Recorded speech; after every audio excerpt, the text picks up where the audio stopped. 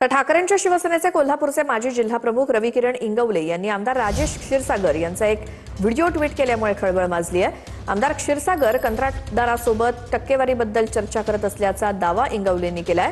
या व्हिडिओमध्ये कंत्राटदार तुमचे 5% आणि आणखी दोघांचे 1% असं कमिशन दिल्याचा दावा करतोय। याआधी 40 लाख रुपये दिले, आता कामच नको असा व्हिडिओमध्ये कंत्राटदारानं दावा केलाय।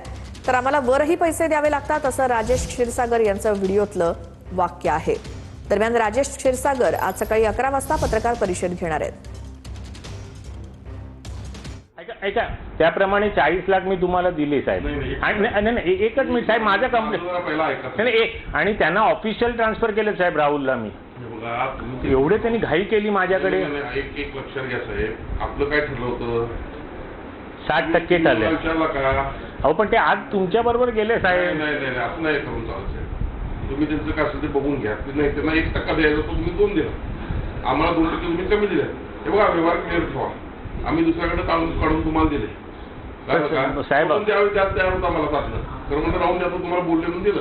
असं नाही ते कसं आहे माहितीये काय, सगळी वरती पण करावं लागते ते, असं नसते ते। अहो साहेब तुमचं सगळं मान्य आहे, पण तुम्ही माझ्या जागी येऊन बसा ना साहेब। तुम्ही चुकलाय साहेब, आय ॲग्री, पण तुम्ही आमदारच आहे, मी साधा माणूस आहे। असा विषय नाही साहेब, आमदार साधा। वरच्यांच्या नावावर मुख्यमंत्री असतील, उपमुख्यमंत्री असतील, त्यांना देखील बदनाम करत सुटलेत। एकनाथ शिंदे साहेबांनी अशा लोकांच्याकडे लक्ष केंद्रित करून यांना पक्षातून हाकलायला पाहिजे।